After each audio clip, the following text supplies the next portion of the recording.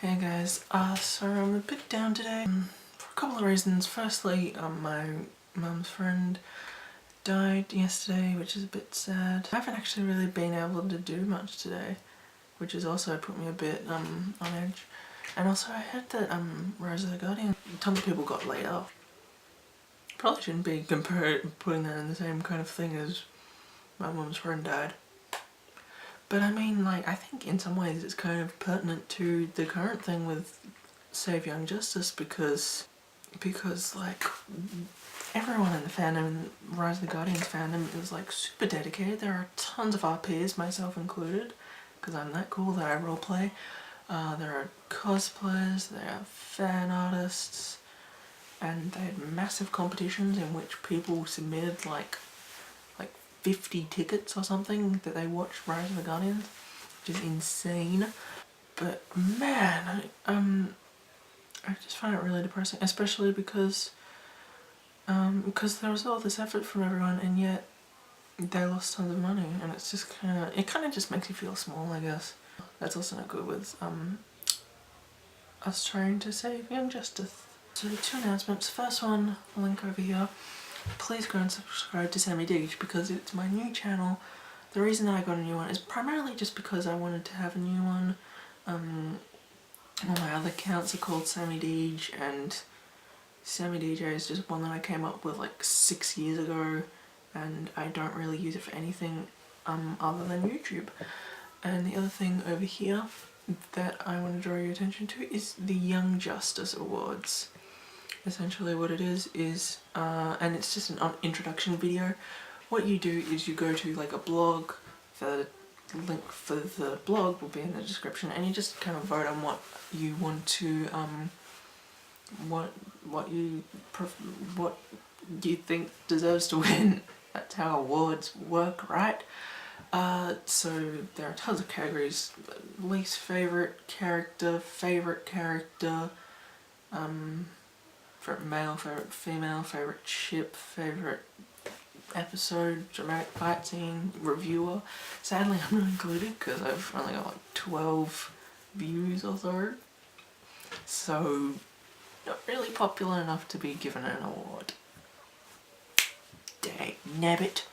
And yeah, let's get into War. So before I start, I really want to just mention how terrified I was pretty much going into this episode, because I went into this episode and I was just like, let's watch it, and then it froze and I was just like, I was freaking out. The reason is because I've kind of come to the realization that we are at the very, very, very pointy end of this season and quite possibly series, and for that reason it's really nerve-wracking because we're getting to the point where we won't be able to address everything.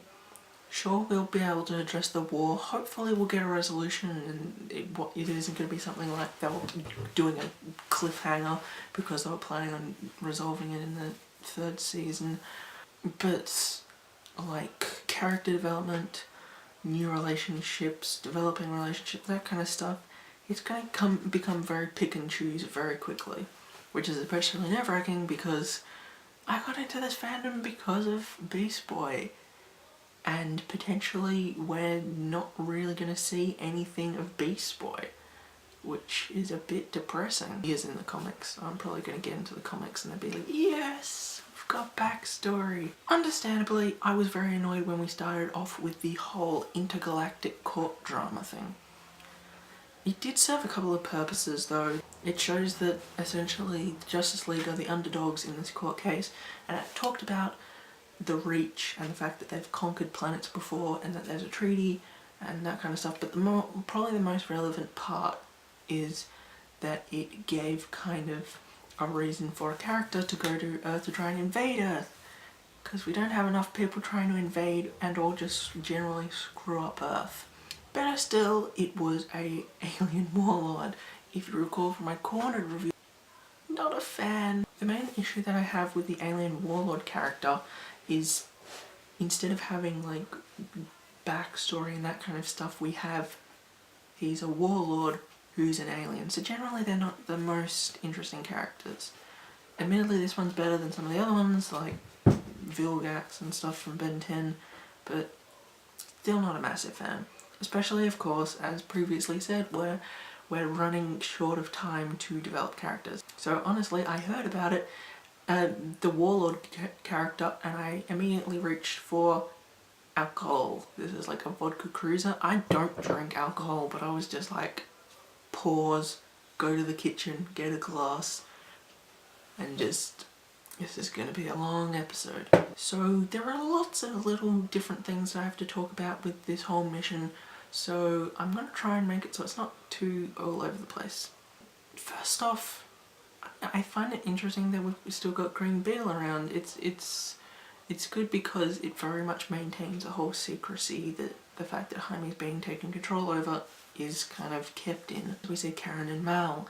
We haven't really seen much of their relationship other than the fact that Karen will just hang out with the Atom and Mal won't be involved. And it's very interesting because I really like how they really kind of pushed this into the forefront and made it really obvious.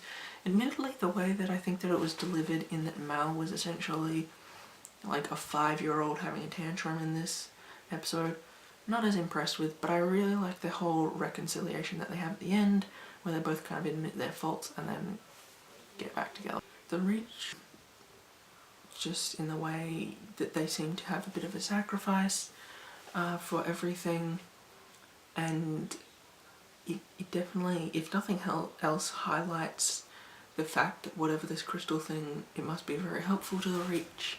So yeah, I'm kind of scared as to what the hell's going to happen.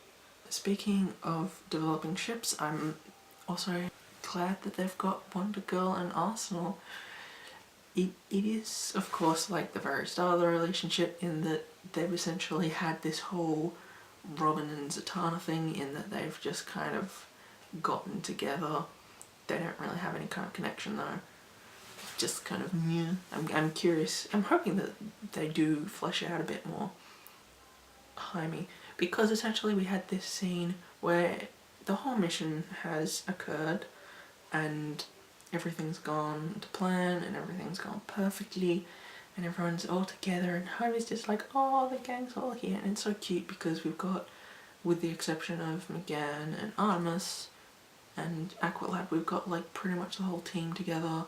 And it's just really cute in its reunion, at which point Jaime takes a crystal and bashes Bart over the head with it. Which, I don't know, if I'm not really, just the whole super sonic or what, chicken whizzies or whatever the ship is, just, oh, my soul, my shipper's soul. That was not good. And it was really sad because I knew that it was coming. Like, not like, oh, I can totally tell where this plot line is going, or I can predict the future, but I've actually seen it on Tumblr as like a GIF, or even just like the one where it's just like Cartoon Network beating the fans over the head. But I was just like, oh no!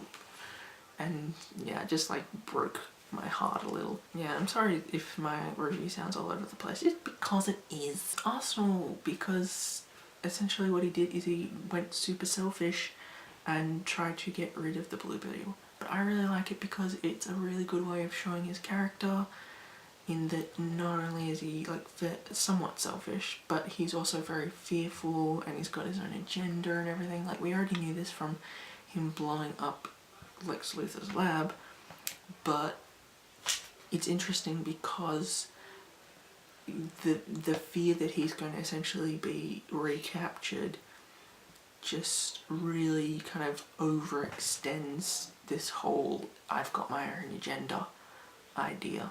Anyway guys, I'm probably going to try and do another review soon because I'm still trying to catch up, but regardless of how everything goes, I hope that you have an asterisk day and an asterisk life and an asterisk, I don't know, other things, asterisk Young Justice Saving Day something, and nouns. Yeah. Bye.